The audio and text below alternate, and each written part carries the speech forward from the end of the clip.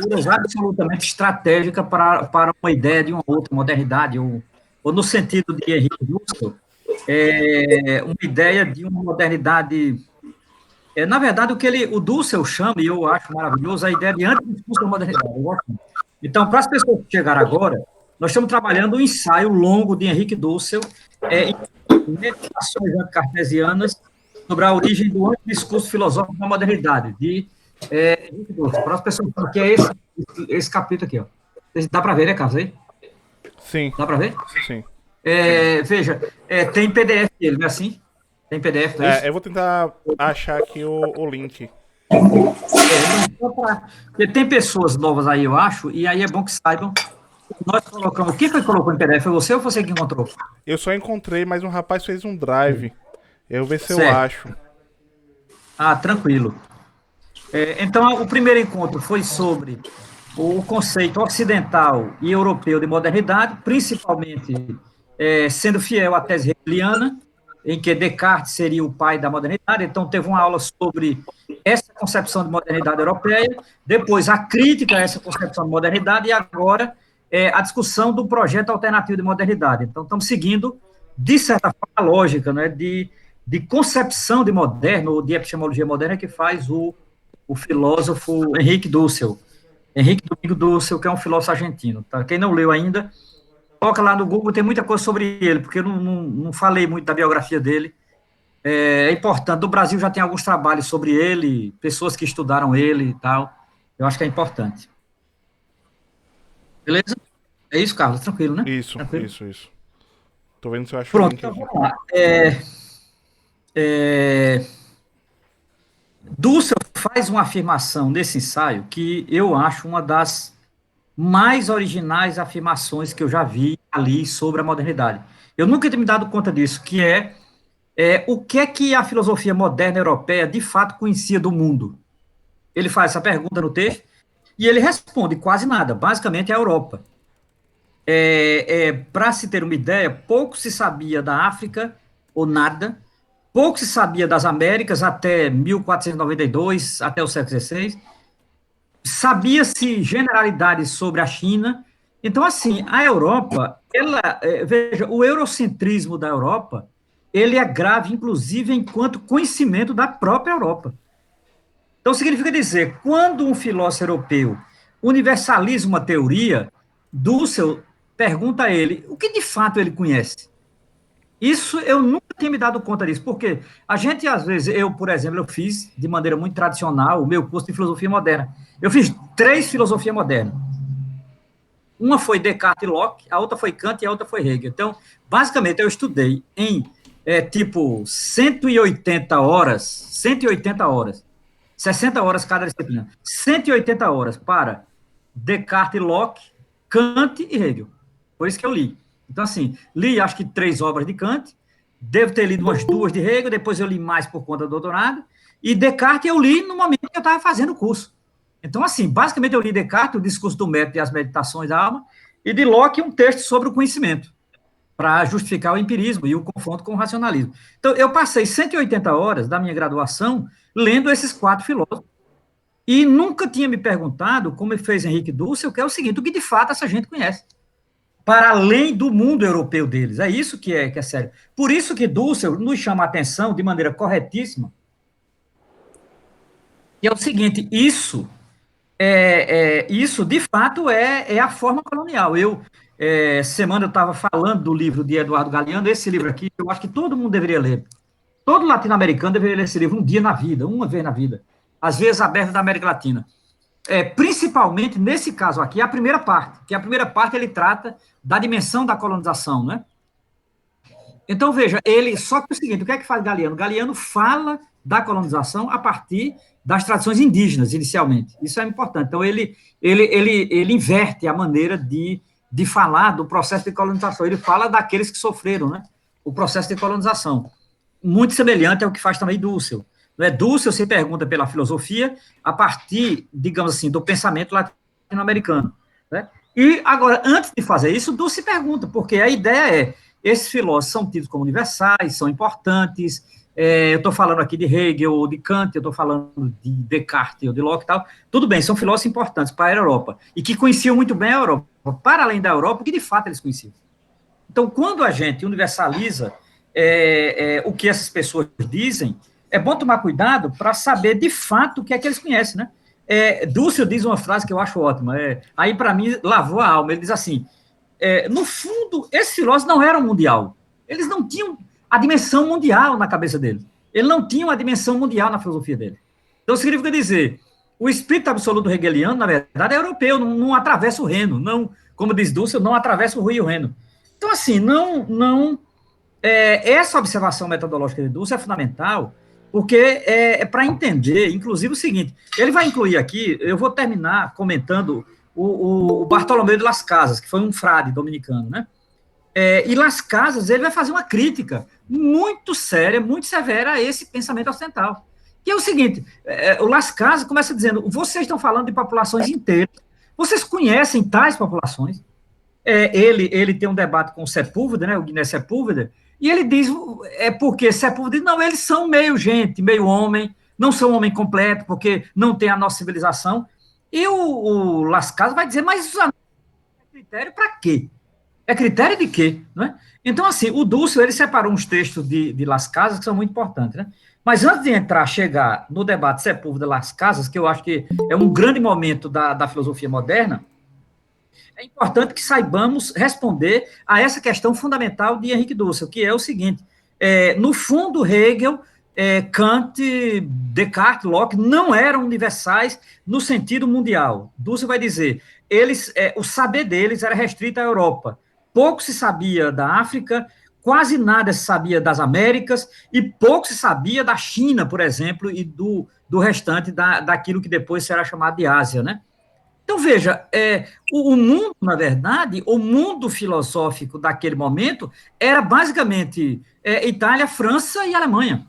O que viria a ser a Alemanha, nem unificada a Alemanha era ainda. Então, assim, Dussel vai dizer, eu acho que a gente, na verdade, nós supervalorizamos esses pensadores, não que eles não tenham valor. Dussel em nenhum momento vai dizer que Hegel não tem valor.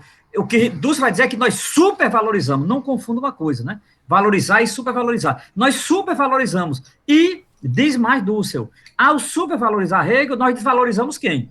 Desvalorizamos o pensamento latino. Desvalorizamos o pensamento crítico a essa modernidade. Agora, eu ia além de Dussel, eu até iria além de Dussel num ponto.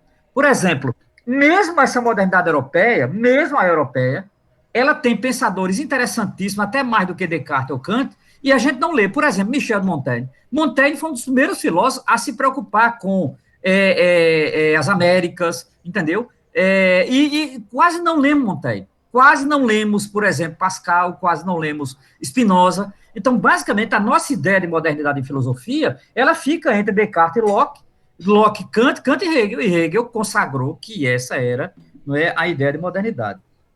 Então, nesse sentido, a tese de Dussel é fundamental. Não é quando esses filósofos falam de universal, que mundo eles estão falando? Porque universalidade aqui diz respeito a mundo para Dussel. Universalidade para Dussel não é uma palavra abstrata. Universalidade é mundo. Então, que mundo eles conhecem? De fato, eles não eram filósofos mundiais de Dussel. É uma ironia de Dussel, extraordinário, né? Tal. Depois me lembra, eu vou indicar um vídeo de Dussel onde ele fala isso, né? Em espanhol, maravilhoso. Espanhol fácil, tranquilo, onde ele repete isso, que é uma palestra dele sobre a filosofia latino-americana e a Europa, né? Então, vamos lá. Entrando no texto mesmo do Dussel, saindo desse preâmbulo, entrando no texto. Algumas características centrais desses pressupostos modernos. Primeiro, Dussel vai perceber que há o que ele chama de praxis da colonização, da dominação colonial. A filosofia, aí entramos naquilo que interessa a Dussel. Dussel é professor de filosofia. Para Dussel, a filosofia, enquanto filosofia moderna, faz parte do que ele chama de praxis da dominação colonial. Dominação em que sentido? No sentido de que a filosofia moderna europeia, ela é a ideologia da superioridade da Europa. Pronto. Parece até uma tautologia, mas tome cuidado, não é. Vou repetir. Dussel diz, a filosofia moderna europeia é a ideologia da superioridade europeia. Ela usa o que Dussel chama de falácia desenvolvimentista. Ora, qual é a tese da falácia desenvolvimentista para Dussel? É assim, os índios não têm pólvora, nós temos, nós somos superior aos índios. Os índios não têm máquina a vapor, nós temos, logo nós somos superior. Dussel diz, isso é falácia desenvolvimentista. Essa falácia desenvolvimentista para Dussel, ela está na origem da chamada acumulação primitiva do capital. É uma das consequências da chamada acumulação primitiva do capital, que é a falácia desenvolvimentista. Até hoje, essa falácia ela é imperiosa, né? Os índios são atrasados, as populações africanas são atrasadas, e são atrasadas por quê? Porque não tem o que temos. Como se ter o que temos significa progresso. Ora, progresso para quem? Bomba, é progresso para quem? O filósofo alemão, que é de lá, do lado de lá, que é da Europa, dizia, até aqui, o grande avanço da humanidade foi sair da bomba atômica, do estilingue para a bomba atômica, grande avanço. Então, nesse sentido, há uma falácia desenvolvimentista, que é uma invenção ideológica da Europa para exatamente inferiorizar, não é, outros povos. Nesse sentido, essa falácia ela vai estar, nesse momento aqui, arraigada toda numa figura, num jurista e filósofo chamado Guiné de Sepúlveda. Dussel vai dedicar a ele algumas páginas, você vai encontrar algo sobre ele na página 354, inclusive Dussel compara com Kant, a visão que Kant tinha da África é a mesma de Sepúlveda.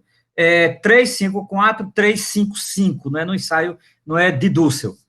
Não é? E aí Dussel vai dizer o seguinte, é muito interessante o que Dussel vai dizer de Sepúlveda, ele vai citar literalmente Sepúlveda, ele diz assim, será sempre justo e conforme o direito natural de quem? Imagine, de tais gentes bárbaras que se submetam ao império de príncipes e nações mais cultas e humanas, para que, pelas suas virtudes e pela prudência de suas leis, abandonem a barbárie e se submetam a uma vida mais humana e ao culto da virtude. Eu vou ler de novo isso, porque essa frase de Sepúlveda, só ela foi usada num tribunal para justificar a escravidão dos índios, tá certo? Mas vamos lá, eu vou ler a frase de Sepúlveda, que ela é fundamental para entendermos o núcleo dessa falácia desenvolvimentista, que é a ideologia da filosofia moderna. Né? Isso, na verdade, era a crença, o sistema de crença de Descartes, de Locke, etc. Vamos lá, diz Sepúlveda de novo, para os que chegaram agora. Será sempre justo e conforme o direito natural que tais gentes bárbaras se submetam ao império de príncipes e nações mais cultas e humanas, para que, pelas suas virtudes, as virtudes dessas nações principescas, né?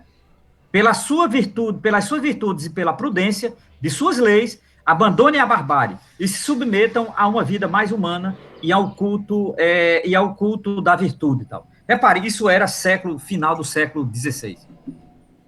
Só para se ter uma ideia, estávamos aqui no final do século XVI. Significa dizer, já tinha as Américas, já se sabia da África e já se preparava o processo de escravização da África, o braço negro escravo. Ora, essa frase do Sepúlveda, ela é fundamental, primeiro, porque ele era jurista e ele era filósofo. Repare que ela tem uma imbricação, ela imbrica, não é, tanto o argumento no sentido filosófico, como a tese do direito. Não é à toa que ele invoca o direito natural. O direito natural é de quem? De quem? Isso, para mim, o que mais me chocou na frase foi ele recorrer ao direito natural, que de fato, o direito natural não justifica isso. Se ele recorresse ao direito natural no sentido religioso, teológico, da igreja, nem o direito natural da igreja aceitava um negócio desse. Entendeu? Então, assim, direito natural, na verdade, é o direito natural moderno, aquele que Bobbio fala no seu livro sobre o justnaturalismo, ótimo livro do italiano Norberto Bobbio, sobre o justnaturalismo, né? Então, assim, na verdade, isso é uma tese justnaturalista claramente ideológica. Ele diz claramente, é sempre justo e bom conforme o direito natural. É isso que me espantou na frase, né, no texto que Dussel pegou dele aqui, né? Dussel dá as referências, depois confirme quem tiver contexto, que Dussel dá a fonte correta, tá certo? Para não imaginar que isso é fake news, porque dá até imaginar que isso é mentira, né? Mas, na verdade, isso foi o fundamento importantíssimo para, não é, o processo de colonização. Aquilo que Dussel chama de praxis da dominação colonial. Por que Dussel usa a palavra praxis? Porque para Dussel não foi apenas um inventário de ideias, não foi. A colonização das Américas não foi apenas um inventário de ideias. Foi, na verdade, um conjunto de ações que envolveu o direito, como vocês viram aqui, o direito natural, envolveu o direito, E saiu. Envolveu uma perspectiva ideológica de desenvolvimento que ele chama de falácia desenvolvimentista, né? E aí, veja bem, é interessante que Dussel afirma que Sepúlveda volta à própria noção de bárbaro, que naquele momento nem era tão mais utilizada, né? E que era, na verdade é uma invenção grega, nós civilizados e os bárbaros, né? Sepúlveda volta, não é, a essa noção de bárbaro. Isso vai aparecer na página 355 e na página 356, não é? A noção de que você tem pessoas que são bárbaras. Consequentemente, se existem pessoas que são bárbaras, elas necessariamente têm que ser doutrinadas, colonizadas, dominadas, para que, na sua forma de dominação, elas aceitem, por exemplo, a religião mais virtuosa, que é o cristianismo, elas aceitem o progresso europeu, eles aceitem a ideia de civilidade europeia, né? Essa é a tese de Sepúlveda. Aí o Dussel, ironicamente, ele chama de cínico. Ele diz: Sepúlveda conclui de forma cínica, indicando que os europeus educam os índios na virtude, na humanidade e na verdadeira religião, que são mais valiosas do que ouro e prata. Por que Dussel diz que é cínico? Porque, como diz Galeano, no livro Às vezes a Verdade da América Latina, é a primeira parte desse livro. Eu vou ler o título para você entender por que Dussel chama de cínico isso. A primeira parte indica, a primeira parte é a febre do ouro, a febre da prata. É a primeira parte desse livro, que é exatamente a origem da acumulação primitiva do capital, né? Dussel chama de cínico porque, na verdade, ele diz assim, que as virtudes, o Sepúlveda diz que é próprio desse jurista, de um modo geral, rocambolesco, né? Eles adoram palavreado rococó e tal. E a ideia é, a virtude é mais importante que ouro e a prata. É mentira, isso é cinismo. Na verdade, o que eles queriam era ouro e prata. Não é o contrário e tal. É isso que Dussel chama de cínico, né, no argumento de Sepúlveda. Ele usou argumento ideológico, argumento teológico, argumento jurídico para justificar a escravidão indígena, para justificar a inferioridade indígena, para justificar a inferioridade negra, não é?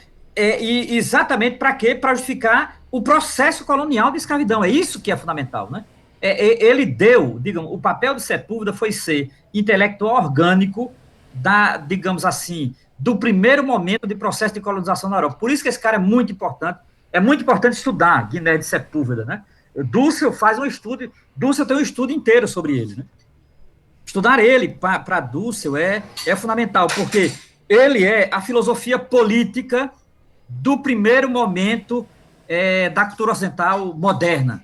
Então, assim, aquela filosofia política pós-Maquiavel, a filosofia política pós-Maquiavel terá, na figura de Guiné de Sepúlveda, um nome importantíssimo, porque ele será o grande ideólogo da colonização. Agora, Dussel cita, ainda na linha de Sepúlveda, uma figura chamada Juan Maior, que é um padre jesuíta, que era um jesuíta, professor escocês, e é interessante que ele também cita, só que Dussel cita o Juan Maior porque seriam eles, ele vai retomar, esse cara é um estudioso de Aristóteles, ele vai retomar o capítulo 3 da política de Aristóteles, onde Aristóteles diz que existem pessoas que são naturalmente para a escravidão e pessoas que nascem naturalmente para ser livres, né? Essa é a tese de Aristóteles. E o Juan Maior, ele retoma essa ideia da natureza, o que ele chama de escravos por natureza. Então, você junta a tese de Guiné de Sepúlveda, do direito natural para escravizar populações inferiores, com a tese de Juan Maior, da natureza, de que tem pessoas que são escravos por natureza, pronto, aí está montado a grande ideologia da praxe colonizadora moderna. Tal. Aí, digamos assim, o grande argumento do século XVI e XVII está montado aqui. Essa é a tese de Henrique Domingo Dussel, né? Então, nesse sentido, o pensamento moderno, ele escamoteia a escravidão. E isso será o tema, depois de terminarmos o texto do Dussel, imediatamente vamos entrar no livro, nos 2 primeiros capítulos do Domênico Losurdo, porque Losurdo vai explicar o que Dussel não explica aqui, que é por que a filosofia moderna não tematizou a escravidão. Obviamente porque ela é escravocrata, isso aí já saibam disso, né? Não tem nenhum mistério e tal. Ora, o pensamento moderno, o pensamento filosófico moderno, pós-Descartes, no sentido daquele que demarcou, segundo Hegel, a filosofia moderna, ele será um pensamento intimamente ligado à ideia de escravidão, intimamente ligado à lógica da escravidão, próprio da escravidão. Então, assim, é um pensamento em que a escravidão ao mesmo tempo, é o que é escamoteado e é o que mais está presente. Porque filósofos como Locke tiveram escravos, só para ter uma ideia. De Locke a Voltaire, estes filósofos todos tiveram escravos, negociaram escravos, compraram escravos, só para você ter uma ideia. E eu estou falando aqui da escravidão negra na Europa. Então, isso, todos sabem, a biografia de Locke já está recheada disso, etc e tal. Então, assim, boa parte dos iluministas tinham escravos, só para se ter uma ideia. Então, a liberdade iluminista não era, obviamente, universal. Isso, eu estou dizendo isso a propósito de quê? A propósito da tese de Dussel, né? De que o pensamento moderno, é por isso que quando você lê um Descartes, o discurso do método, a palavra escravidão não aparece, e se aparecer é em sentido figurado, né? Então, quando você lê a filosofia política liberal de um Locke, ou quando você vai ler o Kant, então, de um modo geral, a escravidão aparece em sentido inferiorizador, mas não como categoria central. Por quê? Porque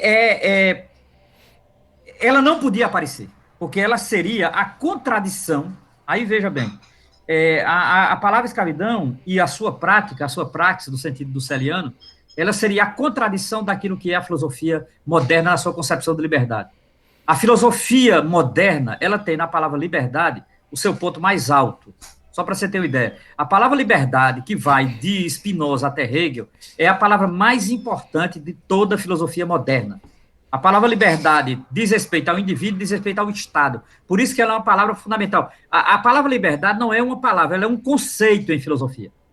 Em filosofia, liberdade não é uma mera palavra, ela é um conceito. Ela liga o indivíduo ao Estado mediado pela sociedade civil. Essa é a grande tese da filosofia política moderna, né? Então, nesse sentido, ela é um problema. A escravidão é um problema para a noção moderna e europeia de liberdade e tal. Agora, Dussel vai nos chamar a atenção para uma coisa que é importantíssima, que é defendida pelo Sepúlveda no debate com Bartolomé de Las Casas, que é o que ele vai chamar de guerra justa contra as populações indígenas. Ora, o que é que Sepúlveda entende por guerra justa? A guerra justa é porque as populações indígenas, elas são populações não humanas, elas são populações subhumanas, elas não são iguais ao homem e à mulher europeus.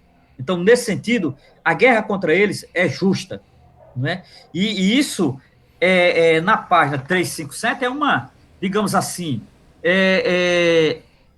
o argumento, ele será no direito.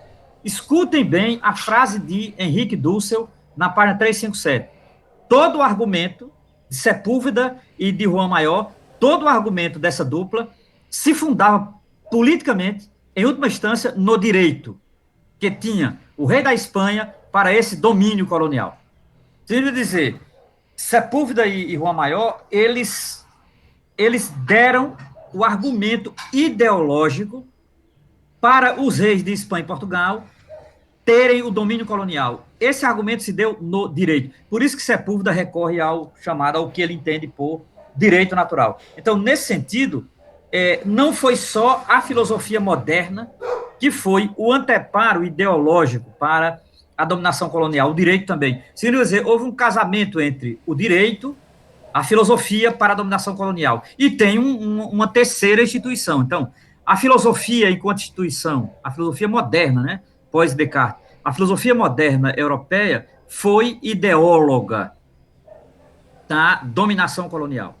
O direito europeu moderno foi ideólogo da dominação colonial. Mas há uma terceira coisa que a gente não pode esquecer, né, que foi exatamente a religião cristã, em particular o catolicismo romano.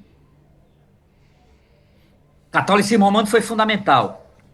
E não é à toa que, não sei se quem lê o texto lembra,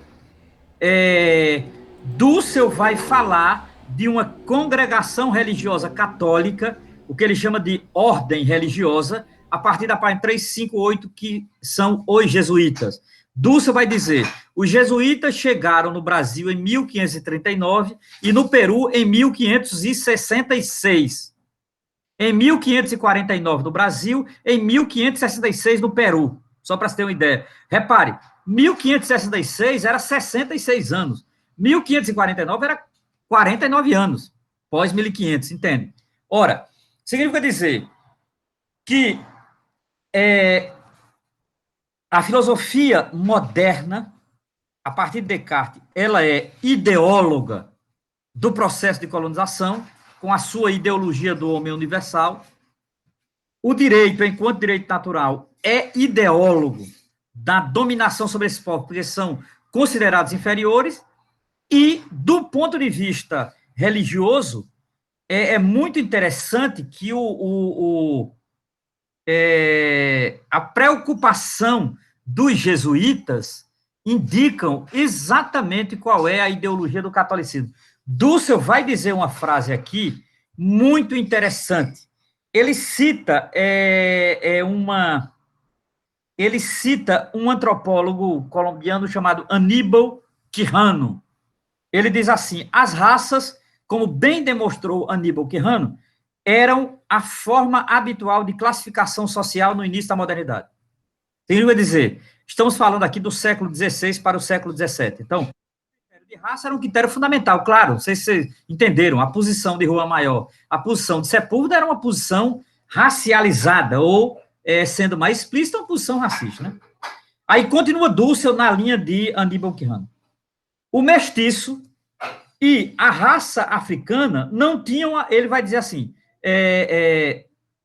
os jesuítas já não puseram em causa a ordem estabelecida. Em vez disso, ocuparam-se de duas raças puras do continente: os crioulos, filhos dos espanhóis nascidos na América, e os povos ameríndios autóctones.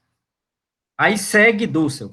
O mestiço e a raça africana não tinham a mesma dignidade. Por isso, nos colégios e nas quintas jesuítas, haviam escravos africanos que trabalhavam para que os lucros obtidos fossem investidos nas missões de índios. Vocês se entenderam aqui? Eu vou dizer, a prioridade dos jesuítas era exatamente os índios e os crioulos, e não os negros ou os chamados mestiços.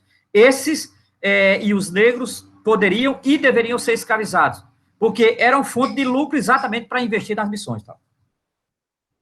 Então, significa dizer, para Henrique Dussel, a dominação colonial, ela não era um caso episódico. Então, o processo de colonização não foi um caso episódico, ele é estruturante na acumulação primitiva do capital, ele é culturalmente fortalecido pela filosofia moderna, ele é fortalecido pelo direito moderno europeu, e ele é amparado ideologicamente pelo catolicismo jesuítico, no sentido de que a igreja justificará a escravidão a ponto de a mesma igreja ter escravos para obter lucro com esse processo escravocrata.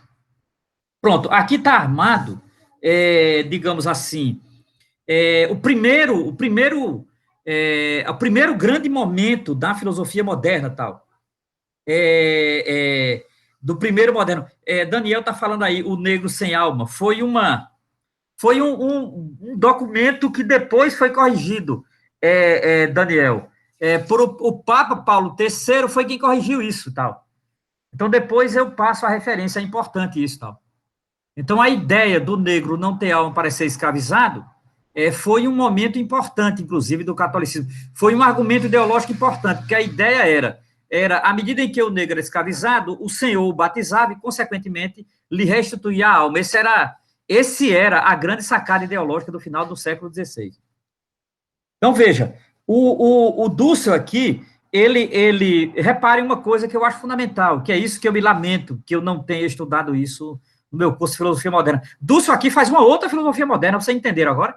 Eu não sei se é porque talvez todos que estão aqui me acompanhando não são da filosofia, ou não fizeram um curso de filosofia completo, de história da filosofia e tal. Nós temos pelo menos 4 tipos de história da filosofia, que é a história da filosofia antiga, história da filosofia medieval, história da filosofia moderna e contemporânea. É um eixo da história da filosofia ocidental, dos cursos de filosofia ocidental, tá certo? A filosofia antiga, ela vai de Tales de Mileto até a chamada filosofia helenística, e Plotino. Então, isso é o que chamamos de filosofia antiga. Depois de Plotino, aí vem a chamada filosofia medieval, que é dividida em, primeiramente, nos pares da igreja e depois a escolástica. Então, a grande filosofia medieval ela é dividida, primeiro, na patrística e depois na escolástica. E depois de Guilherme de Ockham e até Descartes, você vai ter aquilo que a gente chama de filosofia moderna, no sentido teleológico hegeliano. Essa filosofia moderna, ela, dentro da tradição europeia, ela vai de Descartes a Hegel. Hegel é o chamado encerramento da filosofia moderna. Tal. Entre Descartes e Hegel, você tem essa filosofia moderna. O que o Dussel está fazendo aqui é uma outra história da filosofia moderna, que não é essa que eu estou dizendo aqui. A que eu disse aqui é a chamada história da filosofia moderna oficial, né? Tendo sempre como ponto de equilíbrio e referência a Europa. O que é que Dussel vai fazer? É exatamente o contrário. Dussel vai olhar a partir da periferia, a partir da margem, a partir do colonizado, a partir da população indígena, a partir da população negra, é uma outra história da filosofia. Por isso que ele chama de antidiscurso da modernidade. Antidiscurso da modernidade. É uma ironia, inclusive, com o livro do Habermas, que é o Discurso Filosófico da Modernidade. Dussel se propõe a fazer o antidiscurso da modernidade. E o antidiscurso da modernidade é demonstrar como, a partir da acumulação primitiva do capital, vai ser gestado um imenso processo de colonização, será gestado um imenso processo de colonização. Esse processo de colonização terá uma praxis, e essa praxis, ela ideologicamente será defendida pela filosofia moderna, pelo direito moderno e pela Igreja Católica. Entendido? Pronto. Aqui está o primeiro momento digamos assim, do longo ensaio, desse longo ensaio de Dussel até a página 361. Porque Dussel, ele vai reconhecer que haverá um homem, haverá uma figura, haverá um religioso que vai destoar dessa filosofia moderna. Então, até aqui, a filosofia moderna, enquanto antidiscurso da modernidade, Dussel colocou, digamos assim, a cunha ideológica para dizer, principalmente, quais foram os anteparos dessa praxe colonizadora, né? Então, o direito, a filosofia moderna, pós-cartesiana e a Igreja Católica e a sua vanguarda, que eram os jesuítas. Pronto, essa é a primeira parte do texto. Antes de entrar na segunda parte, eu queria dar uma paradinha para ver se tem dúvidas, acréscimos. Eu vi que tem alguma questão aí, acho que Carlos colocou alguma coisa, Daniel, mais.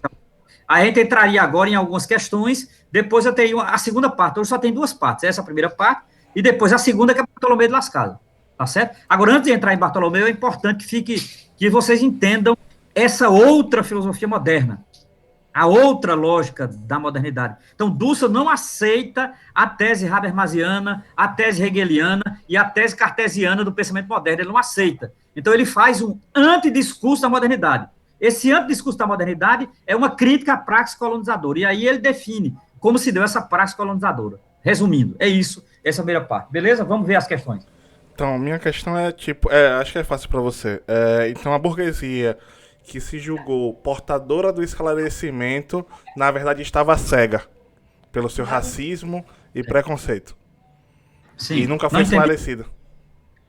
Não, volta aí, Carlos, não entendi, por favor, volta aí. Tá colocando água, eu dispersei. A burguesia que se julgava portadora do esclarecimento era, na verdade, cega. Sim. Ah, não tenho dúvida. Veja, eu não quero de todo condenar a Europa, eu acho que é um erro, inclusive Dussel não faz isso.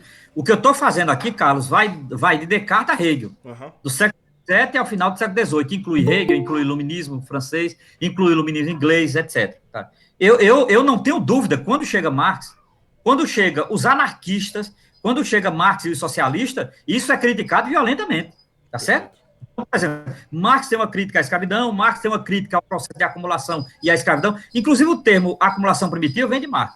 Agora, veja, antes de Marx, antes dos anarquistas, o que nós temos é essa lógica. E aí eu acho que Dussel está coberto de razão. Entendeu? Tranquilo? Tranquilo. A outra coisa que eu queria que você comentasse, e passar para a questão do rapaz aqui, é o seguinte... Mesmo, por que foi só o racismo? Porque, assim, na questão do debate, porque você tem a Europa, o Kant, por exemplo, criticando a metafísica. Se toda a metafísica não presta, Mas mesmo assim a metafísica europeia é melhor que outras metafísicas? É o, Sim, claro, é o claro. por causa do racismo propriamente. Claro, claro. Veja bem, a crítica de Kant à metafísica, Carlos, não passa da Europa.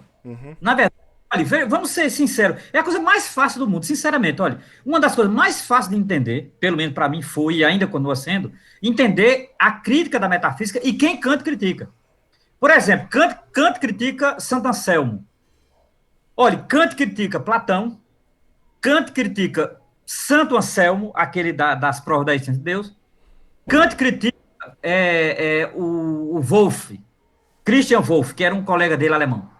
Então, assim, não é difícil entender quem Kant critica. Na verdade, Kant ele tem uma posição epistêmica diferente da chamada metafísica que vem da escolástica, porque Kant, na verdade, ele tem como parâmetro a matemática e a física, modernas e europeias. Tal. Então, o debate kantiano ele não sai da Europa. Agora, você precisa ver o que Kant diz da África, é de cortar o coração. Olha, Kant, juntamente com Hegel, sobre a África, são os dois filósofos mais racistas. Eu acho que é impossível encontrar dois filósofos tão racistas quanto Hegel e Kant no que diz respeito à África. Eu recomendo que vejam. Porque as pessoas pulam esses textos de Kant. É. Geralmente pulam, né? Como pulam de Hegel. Paciência, né? Paciência. Teve uma questão aqui do Ou Francisco não? Barbosa. Sobre. Ele comentou o seguinte aqui, ó, símbolo do pecado de Cã para justificar a escravidão. Sobre a questão do não ter alma. Não, na verdade, essa é uma ideologia. Uma ideologia no sentido pior do termo. Mais baixo do termo. A ideologia no sentido de inversão da realidade, de mascaramento e tal. Era uma justificativa ideológica, a ideia do negro não ter alma, no sentido de que unicamente estava vinculada ao processo de escravização.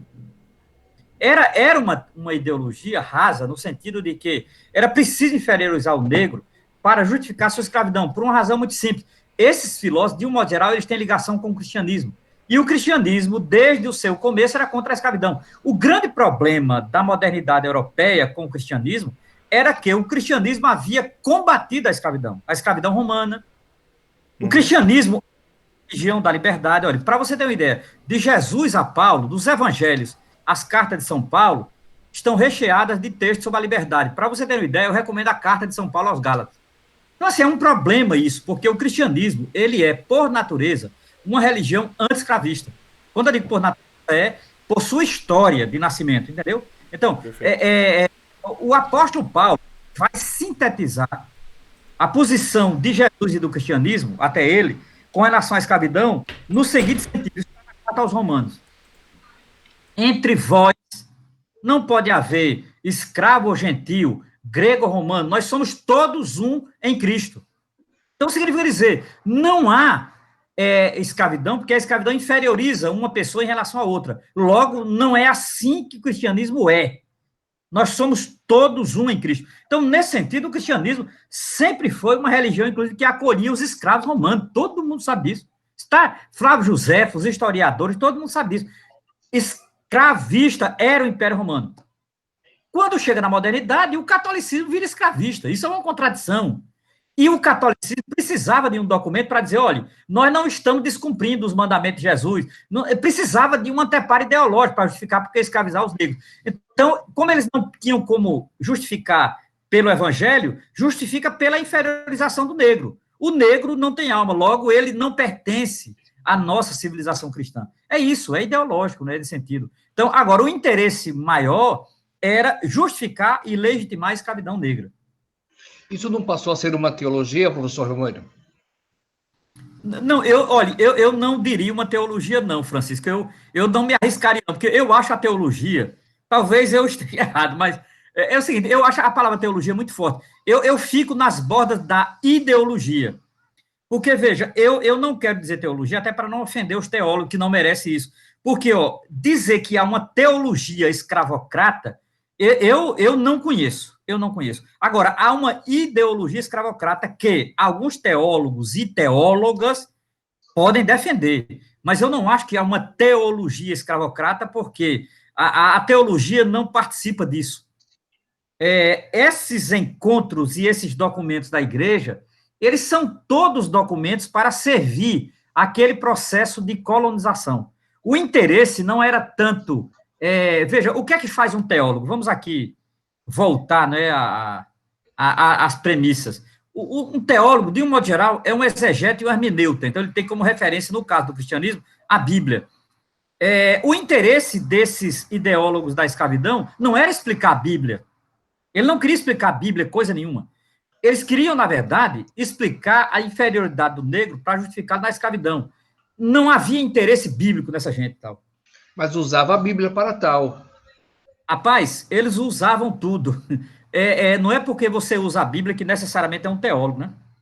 Eles usavam, se fosse necessário, usavam Bíblia, usavam frase de padre da igreja, usavam argumentos supostamente filosóficos. Eles usavam tudo, porque o interesse não era explicar a filosofia, explicar a Bíblia. O interesse era o processo escravocrata e tal, e não necessariamente explicar a Bíblia nenhuma. Agora, eles usavam tudo que fosse possível, tal. O que é mais espantoso, porque você encontrar justificativa de escravidão na Bíblia é preciso ler muito a Bíblia, né? Porque nem no Antigo Testamento, nem no Novo, você tem olha, você pode criticar os judeus como criticar, mas não está na tradição judaica a escravidão, como não está na tradição cristã original a escravidão. Então, a escravidão, inicialmente, ela é espólio de guerra. A escravidão negra, basicamente, ela é uma coisa medieval e moderna. Agora, a escravidão, de um modo geral, ela existe desde que existe guerra na humanidade. Então, a escravidão, inicialmente, ela é espólio de guerra.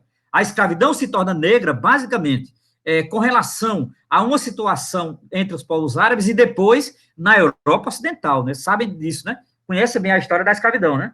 Então, a escravidão nem sempre foi negra.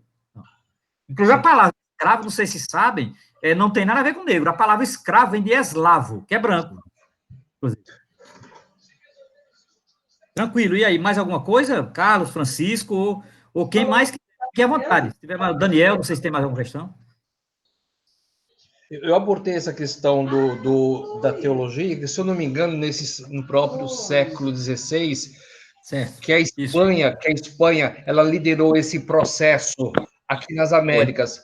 E automaticamente, para otorgar isto, que o Papa usou a questão de Kant para justificar a questão do pecado, a marca, o negro. É por isso que eu falei que isso não seria uma teologia.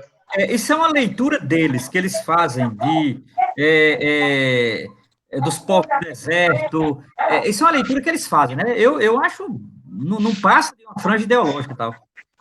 Eu não consideraria teologia, não. Eles usaram elementos teológicos, mas não se formou no catolicismo, nem no protestantismo, uma teologia propriamente dita para legitimar a escravidão.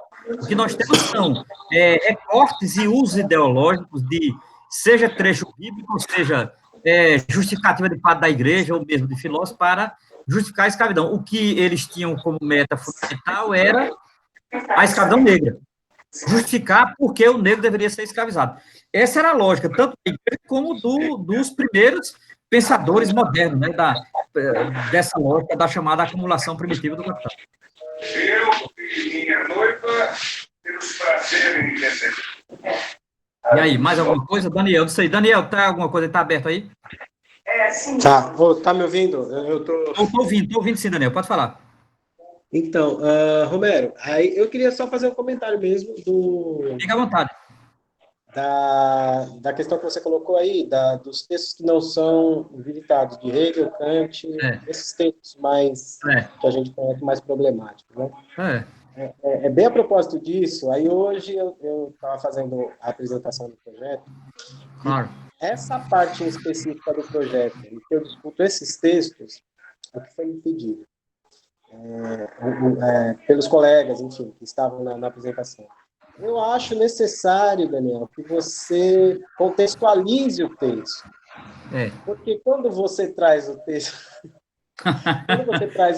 nessa crueza, então a gente fica até com vontade de pegar tudo de Hegel, Kant, Heidegger e jogar no lixo, né? Então, a gente percebe que existe essa coisa de justificar. A filosofia, ela tem esse medo de discutir isso, né? Claro. Claro, Daniel, olhe, você agora foi no núcleo da questão, ainda bem que você viu na própria pele, você sentiu na própria pele, meu amigo. Na verdade, o correto não era jogar no lixo, era jogar na cara de todo mundo da filosofia. É jogar na cara de todo mundo. Veja, tem texto racista de Kant? Tem. Não é texto problemático, não é problemático, não, são racistas. Texto racista de Hegel, assumidamente, não há dúvida com relação a isso. E do Heidegger também. Então, assim, eu acho que o nosso problema, sabe qual é, Daniel? É que o que nos incomoda muitas vezes é que isso parece que nos atinge pessoalmente. Ora, em que me atinge eu saber que Kant era um racista e tal? Eu não sei por que eu preciso contextualizar. Contextualizar para quê? Para legitimar? Eu acho que é uma pena que você estava na condição de defender um projeto, porque se não fosse na condição de um debate aberto e livre, você podia dizer contextualizar para quê? O que é que o senhor quer com a contextualização? Quer justificar? Ora, se é isso, vamos abrir o jogo, não é? Porque contextualizar para justificar é uma coisa. Contextualizar para justificar é uma coisa, eu acho grave, inclusive, né? Então, assim, agora, a ideia de não ler esses textos, a ideia de não ler o Kant racista ou o Hegel racista, eu acho ruim, porque eu acho que cria aquela ideia de que nós podemos esconder esses textos e valorizar os textos em que Kant valoriza a liberdade, que Hegel valoriza a liberdade, etc. Eu lamento, eu não faço mais isso em hipótese alguma, eu não tenho para que esconder isso de aluno algum, até porque eu acho que aluno não é infantil, aluno é adulto e deve aprender, e deve ler, e deve refletir, e deve problematizar, não é aquilo que lhe toca, que lhe incomoda e tal. Eu nunca me sinto bem quando as pessoas começam a dizer de contextualizar. Quando a pessoa começa a falar em contextualizar, eu digo, tudo bem, não sou contra, mas qual é a razão de contextualizar? Explicite por que contextualizar. Toda vez que alguém vem com esse papo de contextualizar, eu digo, explicite por que quer contextualizar, para que eu me posicione, porque se não explicitar, eu vou entender que você quer justificar, na verdade. Não sei se tu entendeu, Daniel. Entendi e concordo plenamente, é isso mesmo. Agora, a gente tem os meandros e as limitações acadêmicas nesse momento. Né? Use a palavra certa. Assim, aqui você pode falar a verdade, use a palavra certa. É uma relação de poder. Você está numa situação ali que você não tem poder. Você não é o professor, você não tem caderneta, entendeu? É isso. Exatamente. Concordo com você, eu quero sair disso, entendeu? Porque eu sei que é uma relação de poder, você deve se comportar como você acha dessa disciplina, que não vai acrescentar nada. Agora, o que eu quero que você saiba é que toda vez que alguém lhe pedir para contextualizar, você pergunta por que contextualizar e para quê? Para que você se posicione. Porque, por si só, contextualizar não explica nada. Contextualizar, inclusive, pode significar justificar. E eu acho que justificar é tomar posição. Se você justifica, você toma posição. Você vai dizer, você defende o racista, é isso? Pronto. Eu não tenho nenhum problema disso. Nenhum problema disso. Inclusive, quando eu apresentei aquele texto de Sartre, naquele evento de filosofia, eu queria muito que alguém levantasse essa questão. Ninguém levantou essa questão. Inclusive, tinha a professora da USP lá, na minha frente, e eu esperando que ela levantasse essa questão. E não levantaram. Eu estava só esperando. Não levantaram, eu continuei, entendeu? Eu queria que levantasse. Contextualizado. Para quê, minha senhora? O que a senhora quer com a contextualização? Diga aí que eu me funciono. Porque eu não aceito essa ideia de contextualizar explica tudo. Não explica. Não explica. Contexto não explica. Contexto, como a palavra diz, é contexto. Está com o texto. Agora, eu quero saber assim, para que a senhora quer isso? Se for para justificar, aí nós vamos ter um debate, né? Então, porque era aquela velha ideia, não, mas entenda, Kant foi filho de seu tempo. Para isso foi filho de seu tempo. É muito irônico isso. Não, Hegel foi filho do seu tempo. Assim, todo mundo é filho do seu tempo. Até Hitler é filho do seu tempo. E aí? Aí eu vou defender, porque é filho do seu tempo. Isso é muito... Eu acho tão primário. Sabe aquela coisa... Eu acho tão ingênuo. É aquela coisa que eu tenho vergonha de ser racista e fica inventando coisa, entendeu? Porra, meu amigo, é melhor ser direto do que ficar inventando rocambolescamente coisa, entendeu? Filho do seu tempo. Ah, que coisa. Cara, Voltaire tinha isso é fato. Então, assim, você não tem escravo, Voltaire tem escravo, Locke tem escravo. Entendeu? Esse dia eu estava conversando com o Saulo sobre isso. Eu disse, Saulo, tu sabe que Locke tem escravo. Não sei, claro, Saulo que estuda Locke. Escravo. Então, não é... Veja, entendam, minha gente, esse é o problema. Eu acho, Daniel, a dificuldade, e eu entendo a sua dificuldade, é que nós não temos a liberdade de discutir isso nas aulas. Esse é o problema. Você teve problema hoje porque isso não é comum discutir. Se fosse comum discutir isso não era problema. Ninguém mais. Vamos contextualizar. Não, ninguém dizia nada. No mínimo, ia discutir o racismo de Kant. Agora, querer justificar é porque nós, a filosofia, principalmente na filosofia moderna, nós não temos a tranquilidade para discutir por que a filosofia moderna foi racista. A gente tem medo de discutir isso. A gente tem medo de discutir por que a filosofia moderna foi colonialista. Dussel não tem. Dussel, agora, Dussel, ele mostra o jogo dele.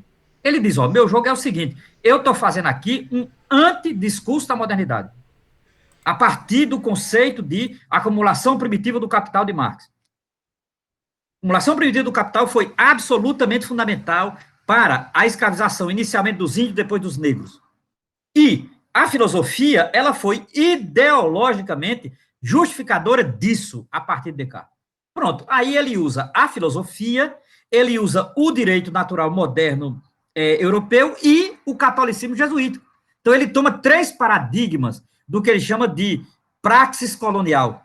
Pronto, eu sinceramente, eu não só não senti dificuldade com Dussel, como eu pessoalmente, eu concordo com ele, eu não escondo também isso, eu concordo com o Henrique Dussel, né? Eu vejo assim como Dussel vê. Agora, eu não estou dizendo que as pessoas não leiam Descartes, não leiam Kant. Sim, vamos ler sim, até para saber disso. Até para saber isso que você disse, Daniel, é preciso ler ele, ver lá os textos, como você fez, ler Hegel e saber tal. Não é não ler Hegel. Não tem sentido uma pessoa que estuda Marx não ler Hegel. Então, eu não tenho nenhum problema com isso. Lerei e leio Hegel. Agora, o que eu não posso fazer é justificar essas coisas. Eu acho aí um equívoco. Justificar, né? Justificar. Porque o cara foi racista, eu vou dizer, não, só porque eu leio Hegel, não foi bem assim, vamos contextualizar. Não foi.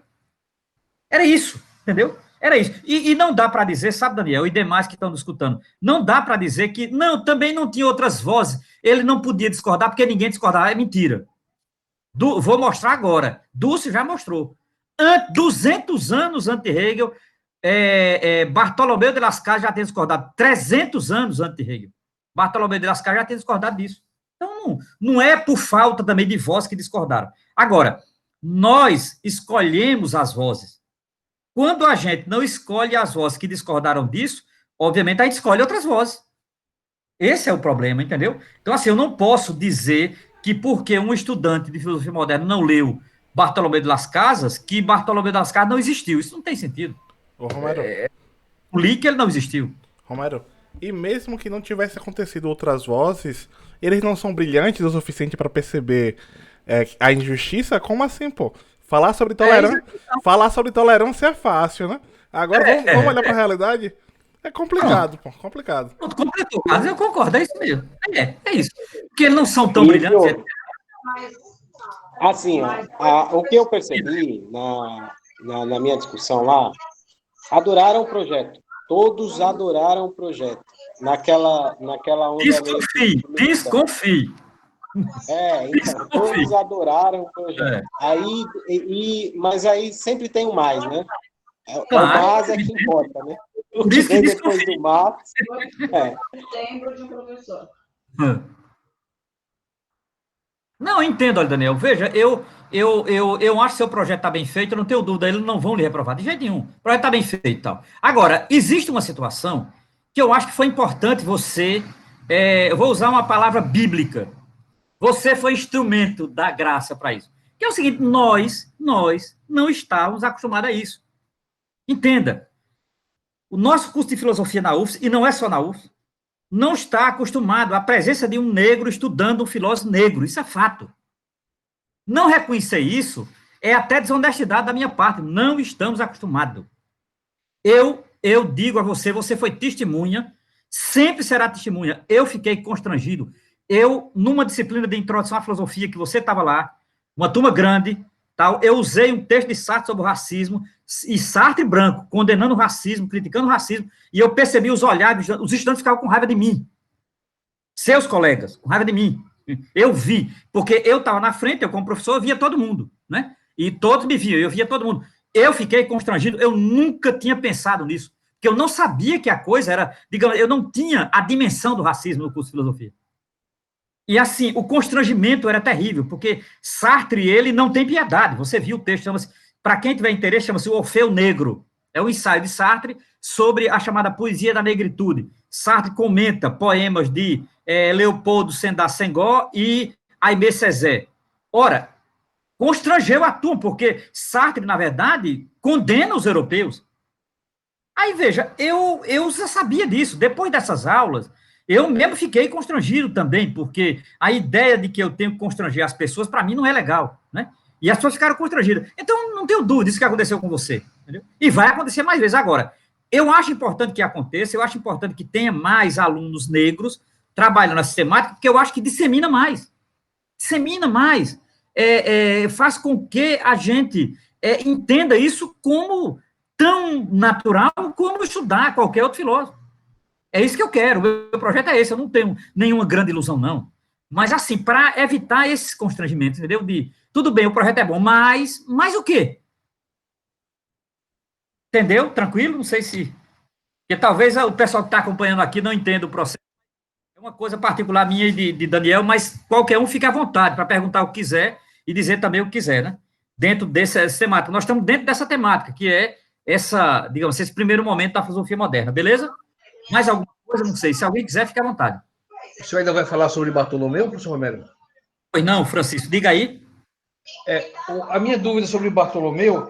Não, eu vou entrar agora, nele agora. Ok. Eu quero escutar a sua questão sobre ele. Veja, eu vou entrar nele, porque eu deixo ele por último, como faz Dulce? Porque ele é o outro lado, entende? É que eu não sei se ele é bandido ou se ele é herói. Ele é o outro lado.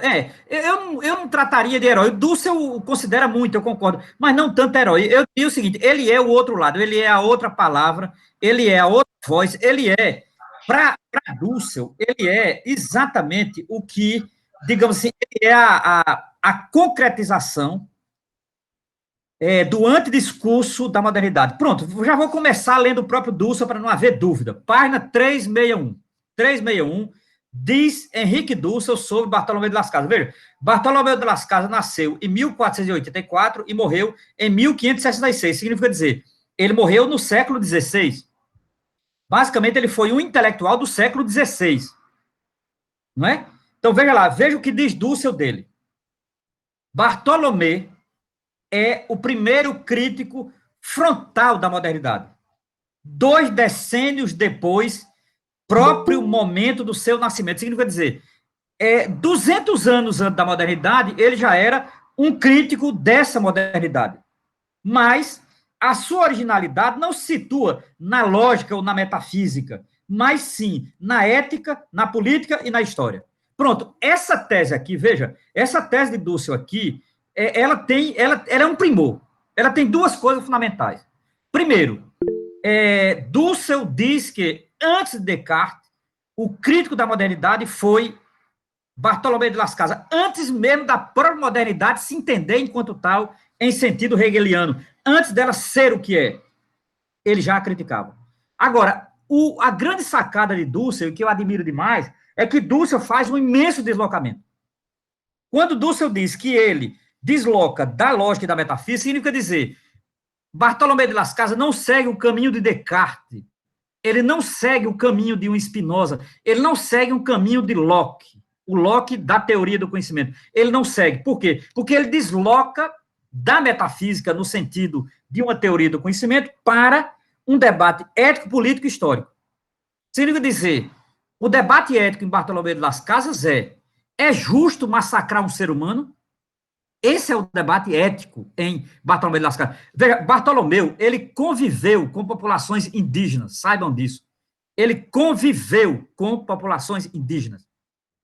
E ele atestou perante o rei da Espanha, perante o Papa, ele atestou, eles têm os mesmos sentimentos que nós. Você imagine, no século XVI, Bartolomeu de Las Casas teve que dizer ao Papa, Bartolomeu de Las Casas teve que dizer ao rei da Espanha que os índios têm os mesmos sentimentos e os mesmos órgãos que nós. Quer dizer, os índios têm pelos, têm dentes, têm pele, têm sangue, do mesmo jeito da gente. Veja, ao ter que dizer isso, E isso não é brincadeira, porque hoje alguém poderia até tomar no sentido risível, né? Não, naquela época era absolutamente sério. Dussel sabe disso, que isso é extremamente sério. Por quê? Porque essa gente, eu estou falando do Papa, eu estou falando da monarquia espanhola, elas não tinham consciência da humanidade das populações indígenas. Esse não ter consciência do Papa e dos reis da humanidade da população indígena levava eles a tranquilamente escravizá-los. O que farão com os negros também. Veja, o papel de Bartolomeu foi absolutamente extraordinário. Por isso que eu concordo com Dussel. Bartolomeu de las Casas, ele foi a cunha problemática na modernidade europeia, porque ele era um europeu. Bartolomeu não era um indígena. Bartolomeu não era um latino, Bartolomeu não era africano, ele era um europeu. E quando o europeu se levanta contra a civilização europeia, obviamente ele demonstra a contradição. Então, nesse sentido, Bartolomeu de las Casas, ele é por isso que Dussel o utiliza, digamos assim, contra não contra, o utiliza como justificativa do seu discurso de um antimoderno no seio europeu. Significa dizer, não dá para dizer que Descartes tinha razão em silenciar perante a escravidão, porque Bartolomeu, antes dele, já tinha apontado essa contradição, esse espinho na carne da Europa. Então, nesse daí segue, né? Dussel elenca, e eu acho muito legal, Dussel elenca uma série de textos, de fragmentos, de sermões, de textos, porque o Bartolomeu aqui o Dussel está se referindo ao Bartolomeu de las Casas padre, já, né? Padre dominicano e tal. Então, a primeira coisa é esse deslocamento e tal. Agora, tudo que nós aqui precisamos saber de Bartolomeu de las Casas, depois, quem quiser ler, fique imensamente à vontade, acho que vale a pena ler. Nós temos pelo menos um livro traduzido dos sermões de Bartolomeu pela editora LPM, pelo menos um. Mas as obras completas dele já tem em espanhol. A editora Fundo de Cultura do México tem todos os documentos, cartas, textos de Bartolomeu de las Casas. Na página 362, tem em um parágrafo, Dussel resume tudo. E, basicamente, eu vou me limitar a esse parágrafo e abrir para as perguntas. O parágrafo está na página 362, é um parágrafo, não diria longo, mas fundamental. Eu vou ter que ler ele todo, porque ele por si só já é sintético, então não dá para fazer uma síntese do que já é sintético, né? Veja, diz Dussel, de uma forma estritamente filosófica, argumentativa, Bartolomeu de las Casas refuta. Aí ele começa, o que é que Bartolomeu refuta? Primeiro, refuta a pretensão de superioridade da cultura ocidental, da qual se deduz a barbárie das culturas indígenas. Primeira coisa, guarde bem isto eu diria, é a tese mais importante de Bartolomeu de las Casas. Bartolomeu de las Casas refuta a pretensão de superioridade da cultura ocidental. 2, com uma posição filosófica sumamente criativa, define a diferença clara entre outorgar ao outro, ao índio, a pretensão universal de sua verdade, sem deixar de afirmar honestamente a própria possibilidade de uma pretensão universal de validade na sua proposta a favor do Evangelho. 2, aqui tem uma tese que é aparentemente sutil, mas não. Bartolomeu de las Casas, ele quer demonstrar, à luz do Evangelho, que os índios são tão universais quanto os europeus, porque para Deus, o Deus cristão de Bartolomeu, não existe discriminação. Deus não diz, o europeu branco é melhor para mim do que o índio americano. Não tem, porque se ambos têm a mesma consciência e o mesmo sentimento, para Deus, todos são criação dele. Repare o que ele usou. Aí sim, no sentido que Francisco perguntou, isso é argumento teológico, aí é que é argumento teológico. Ele foi na Bíblia, foi no Evangelho, para justificar a universalidade da condição humana indígena. E isso, minha gente, olha, no século XVI não era pouco. No século XVI era calar a boca do Papa, não é pouca coisa. Olha, quando você cala um Papa, pode ter certeza, o resto, o que vem depois é o Satanás, não é brincadeira, não. Ele calou o Papa. O Papa não podia dizer que, em nome do Evangelho, tem pessoas que não têm dignidade, não tem sentido isso, tal. Mas Dussel continua. E, por último, demonstra a falsidade da última causa possível de fundamentação da violência da conquista, a de salvar as vítimas dos sacrifícios humanos, por ser contra o direito natural e injusta sob qualquer ponto de vista. Tudo é provado argumentativamente em volumosas obras escritas no meio de contínuas lutas políticas, a partir de uma praxe corajosa e no meio de fracassos que não vergam sua vontade de serviço aos injustamente tratados habitantes do recém-descoberto mundo novo, o outro da modernidade nascente. Depois eu termino, essa frase final é de Dussel. O outro da modernidade nascente. O outro da modernidade nascente são os índios. O outro da modernidade nascente vão ser os negros. O outro da modernidade nascente serão os mestiços americanos. Então, assim, o Bartolomeu de Las Casas, ele vai demonstrar como absolutamente falsa a lógica da conquista, principalmente a partir do direito natural, que inferioriza uns e torna outros superiores. Então, significa dizer, resumindo, Bartolomeu de Las Casas, ele monta seu argumento num tripé. Primeiro, não há superioridade da cultura ocidental. Segundo, não há inferioridade das populações indígenas. Por quê? Aí ele usa o argumento do Evangelho. Em nome do Evangelho, não existe povo inferior, povo superior. E terceiro, aí sim, eu diria, o argumento político é fundamental. Ele mostra como falsa, né, a forma violenta da conquista, digamos assim, qualquer argumento jurídico para amparar a forma violenta de conquistar, matando a população indígena. Então, ele combate, ele desloca do campo metafísico para o campo ético-político. Pronto, e aí justifica, digamos assim, a existência efetiva das populações indígenas.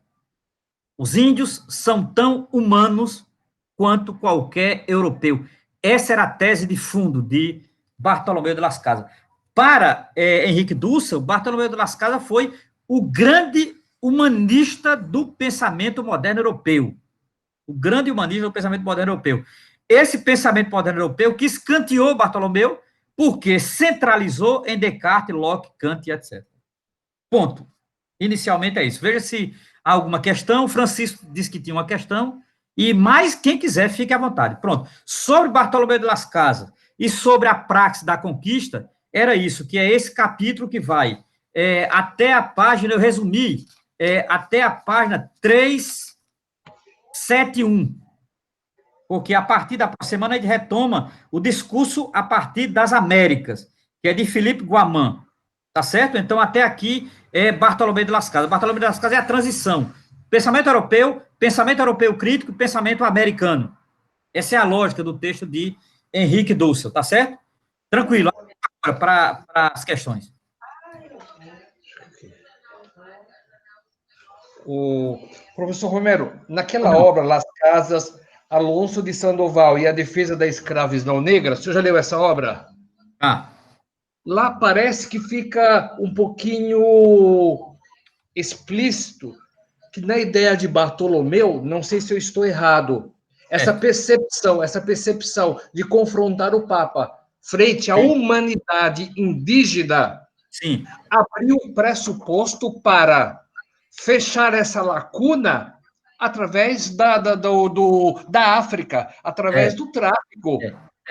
Qual é a sua ideia nessa percepção de Bartolomeu? Eu não tenho dúvida. Aí eu vou dizer, eu vou repetir aquilo que disse uma vez publicamente o bispo católico de João Pessoa antigo, chamado Dom José Maria Pires, que era um bispo negro. Nós tivemos voz que defenderam os índios, mas basicamente a igreja se calou perante os negros. Certo. Isso é um fato. E Bartolomeu também. Claro, sim, Bartolomeu era igreja. Isso era um fato. A tese de Dussel aqui, olha, repare, Dussel está o tempo inteiro sendo coerente com Bartolomeu, que o debate são as populações indígenas. Isso é fato. Isso é fato. A escravidão negra, basicamente, ela não teve uma voz na igreja contrária a ela. Isso é um fato. Isso é um fato histórico. Não podemos inventar a história o que não houve. Eu não vou fazer isso aqui. De jeito nenhum. E Dussel sabe muito bem disso.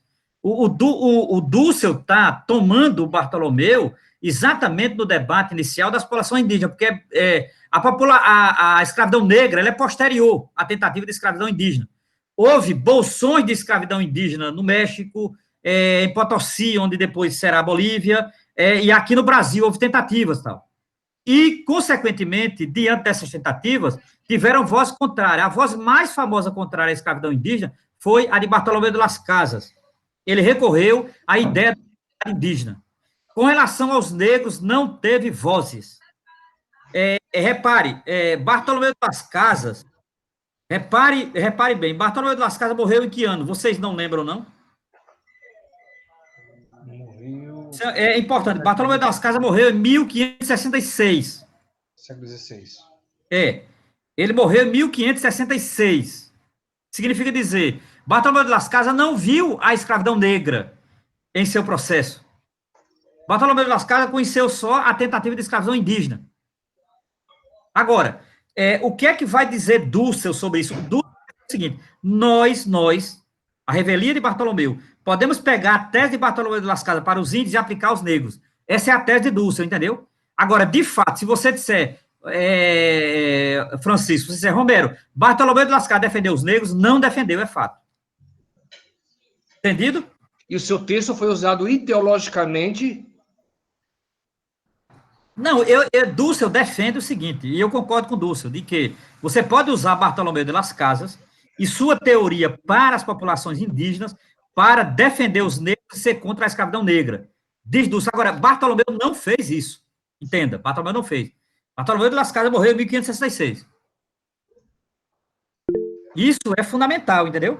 Porque senão, tal, é importante. Agora, alguém citou aí uma referência de Benjamin, Jonathan, Jonathan, eu não li, eu sei que ele citou aí. Jonathan é o seguinte, isso é verdadeiro.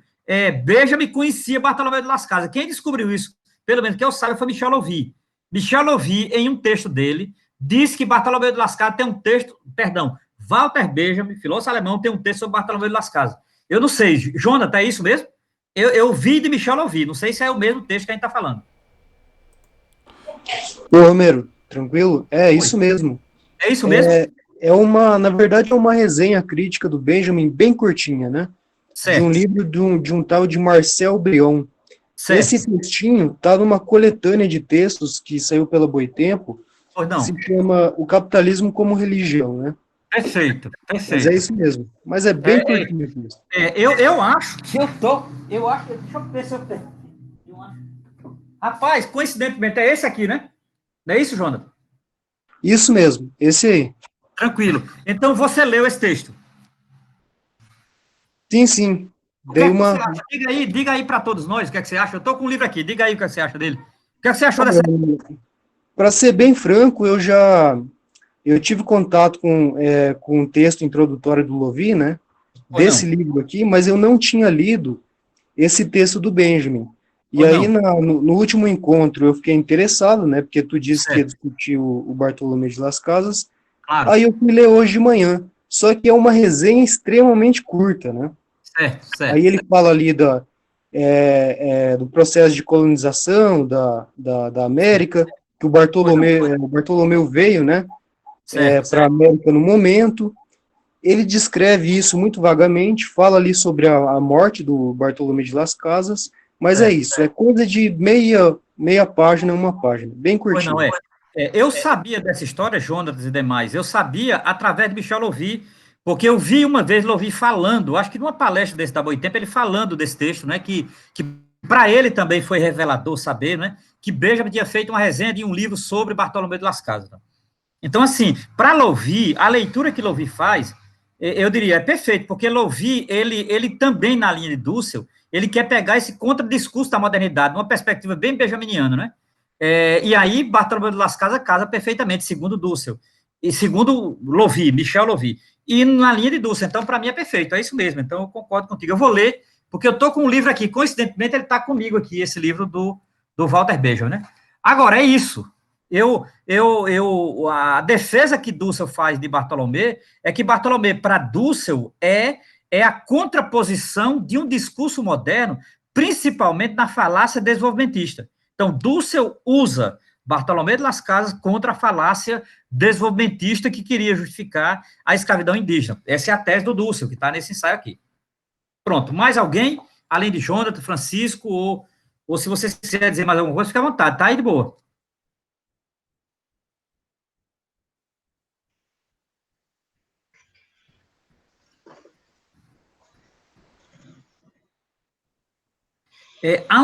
Eu queria chamar a atenção de vocês para um termo que é a nomenclatura de Dussel, não é de Bartolomé. No texto da página 362, Dussel chama de o outro dele, outro com o O maiúsculo, que ele pega de Levinas.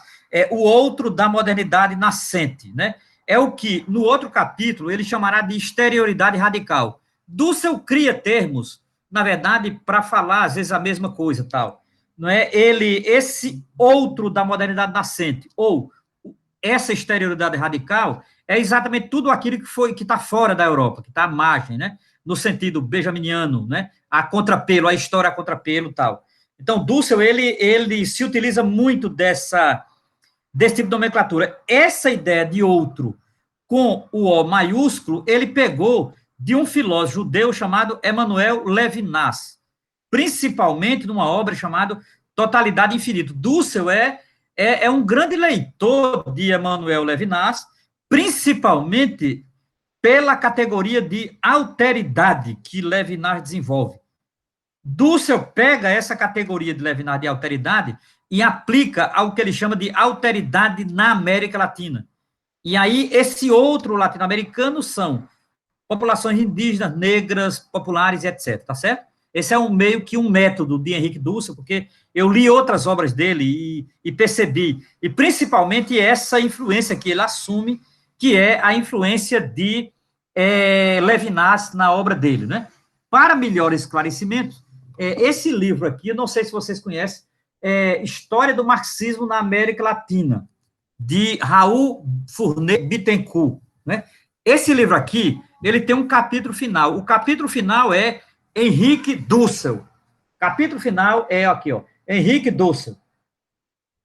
E nesse capítulo final, o Fournet Bittencourt diz o seguinte: o caminho de Dussel de Levinas a Marx. Então, o caminho de Dussel de Levinas a Marx. Então, há uma relação que Henrique Dussel estabelece entre Marx e Levinas. A categoria de alteridade em Levinas, né?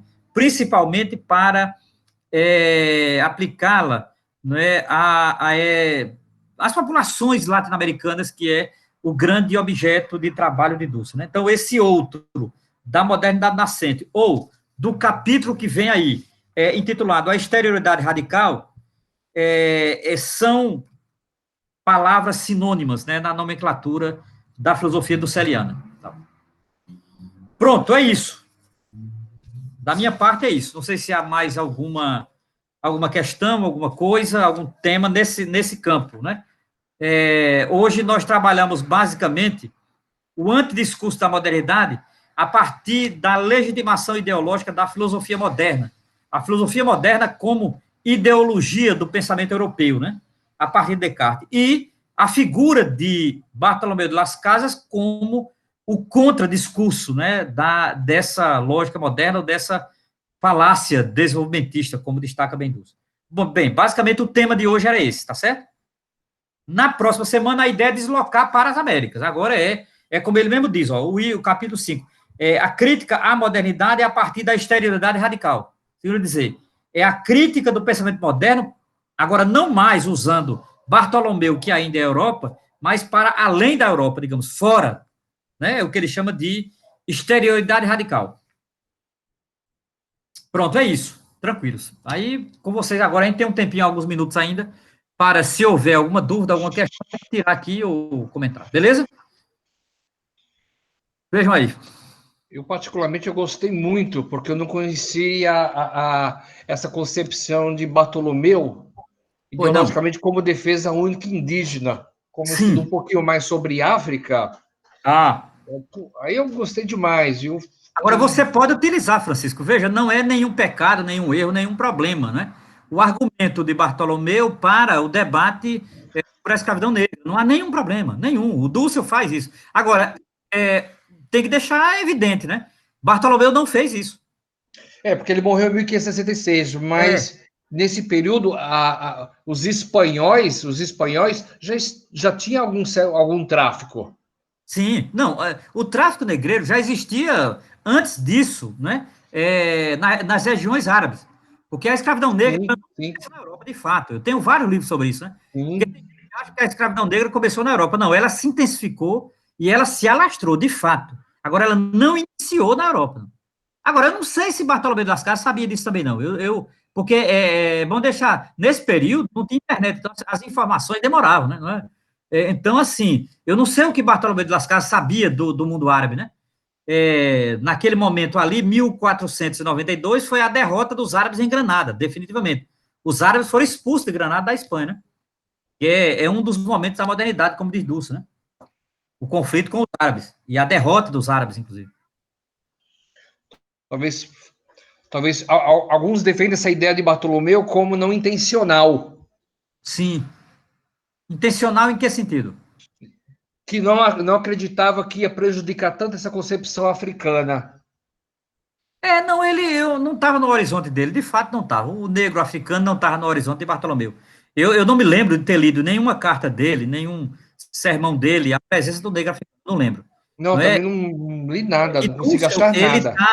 E Dussel está preocupado mais, exatamente assim. Para Dussel, nesse momento, a população indígena é o contraponto ao mundo moderno. Porque é o seguinte, a conquista da América, ela se dá em 1492, a partir de 1492. Então, Dussel está preocupado com a conquista da América. Ele tem um livro inteiro sobre isso, inclusive, né? Que é o 1492, o encobrimento do outro.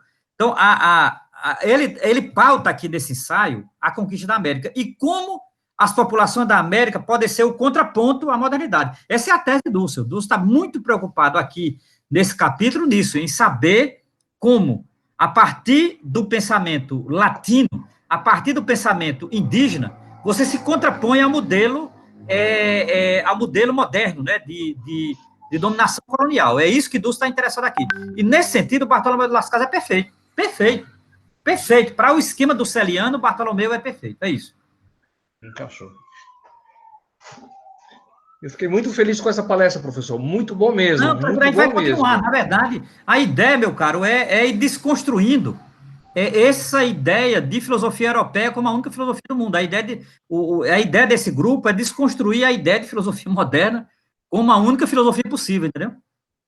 Tranquilo. Aqui é só uma etapa. Dussel é uma etapa. Depois tem Losurdo. Depois a gente vai fazer um debate mais aprofundado sobre a escravidão, que Dussel não faz.